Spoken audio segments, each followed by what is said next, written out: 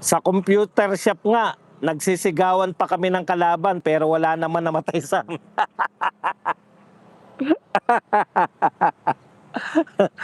Tsaka yan na lang nga, diyan na lang nga tayo magaling sa computer eh, di ba?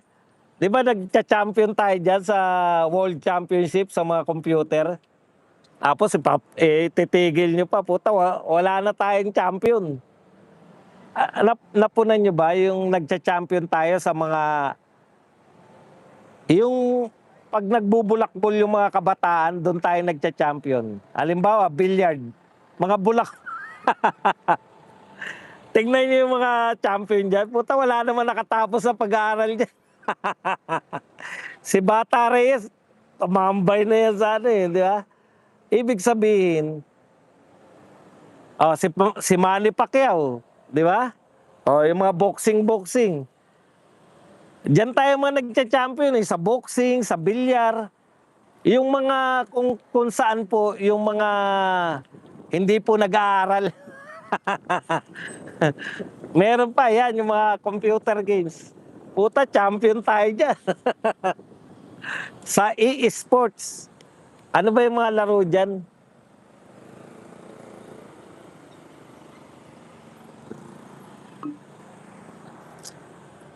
Manny Pacquiao, Dota, yun. Magagaling tayo pag yung nagbubulakbol yung mga bata. Karamihan po ng mga billiard gold medalist natin. Pucha, galing po sa tambayan. Tambay ng bilyaran. Yung mga champion po natin sa esports, hindi na nag-aaral yung mga laro lang ng laro. Boxing. Sinong world champion natin ang nakatapos ng pag-aaral? Wala. Kasi nga hindi sila nag-aral, pinag-igihan nila, pero hindi po yung gano'n ha. Hindi ko po sinasabi na wag na mag-aral yung mga kabataan. Ang point ko, pag pinag-igihan ng mga Pilipino yung skills, mahusay tayo eh. Sagabal. Sagabal lang eskwelahan sa mga para mag-champion ka ng bilyar. Para ka maging world champion sa bilyar, kinakailangan tambay ka ng bilyaran, di ba? Matatanda na naman kayo eh. Alam niyo na ang tama at mali. Sige, basa. Kaya siguro bata ang tawag kay Efren Reyes kasi bata pa lang siya, nasa bilyaran na, nakatambay. Kaya po bata kasi may Efren po na sikat noon. Sa tambayan nila, may dalawa silang Efren. Kaya yung Efren, tapos siya Efren bata. Ibig sabihin, batang Efren. Totoo yan. Talagang dyan natutulog si Efren Bata Reyes eh. Dota po, Boss Buds. Di ba? Dota. Meron pang isa eh. Dota champion tayo. Ano pa yung isa? Dalawa yan nilalaro ng mga bata na champion tayo. Mobile Legends, yan. PUBG na ngayon, may Pinas. Tayo na sumali nitong buwan lang. Nag-umpisa pa lang.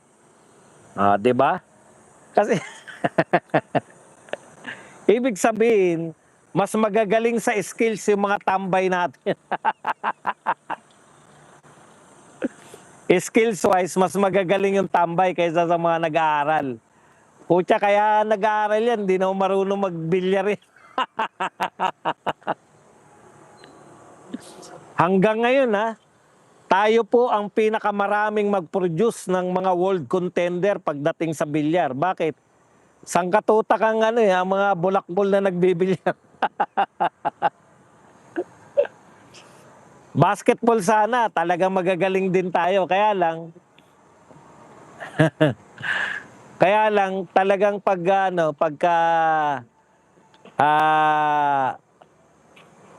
anong tawag doon? Pagdating sa height, talo talaga tayo. Kaya si Kai Soto, ang payo ko lang sa'yo, Kai, mag-anak ka ng marami at saka mamigay ka ng semilya mo sa sa sperm bank. Para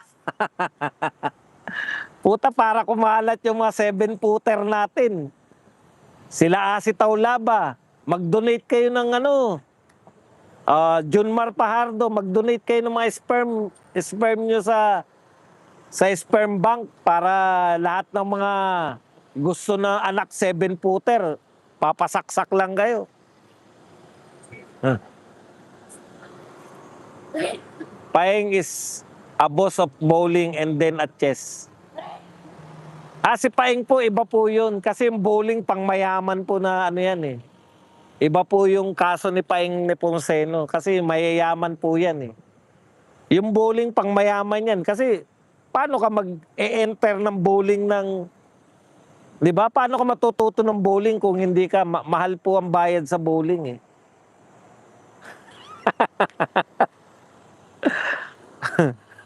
Nagcha-champion pa tayo. Alam ko nagcha-champion tayo sa world sa sabong, di ba? Okay. May problema sa mental yung bata yata, Boss Buds. Maniwala kayo dyan. Alam niyo po, may mga bata po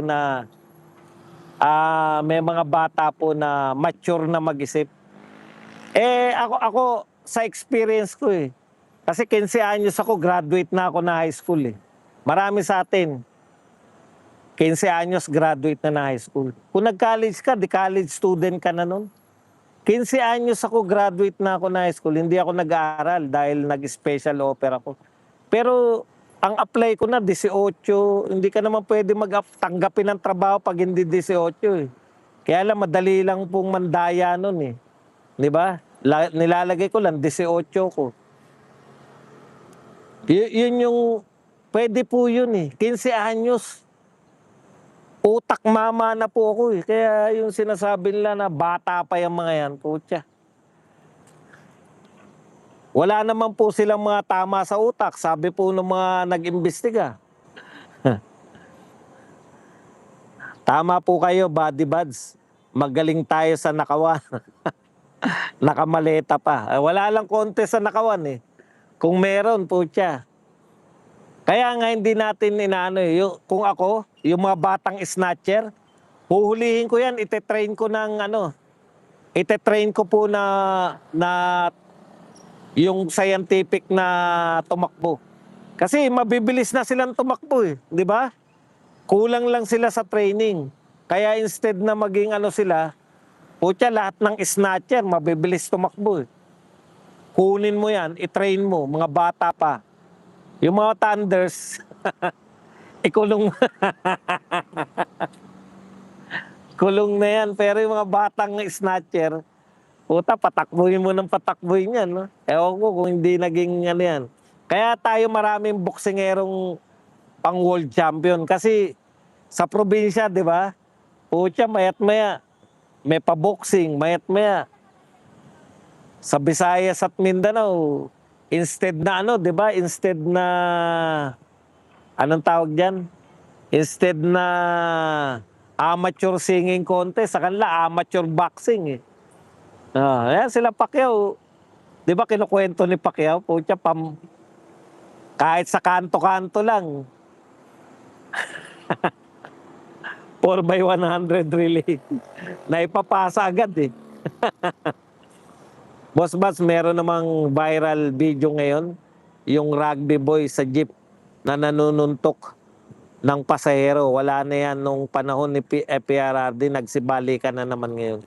Wala nga kasing takot eh, hindi natatakot.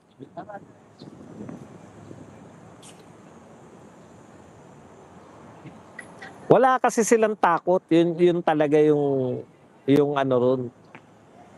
Nawala yung takot eh. Ganun naman pag ang Pilipino madali kausap eh. Pag nasa lugar ka na pinapatupad yung batas, halimbawa, yung batas trapiko, yung mga pedestrian lane. Pag naroon ka sa lugar na huhulihin ka, alam mong huhulihin ka pag tumawid ka sa hindi pedestrian lane, maghanap ka ng pedestrian lane. Di ba? Ganun lang. Mga Pilipino, adaptable. Nag-a-adapt po sila kung ano yung ino-offer sa kanila ng kapaligiran.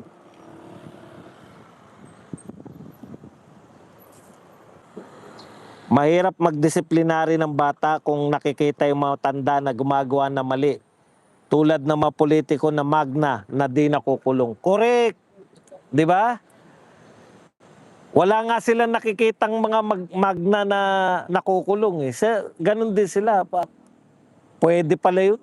Gumawa ka ng krimen na hindi ka makukulong. Oh.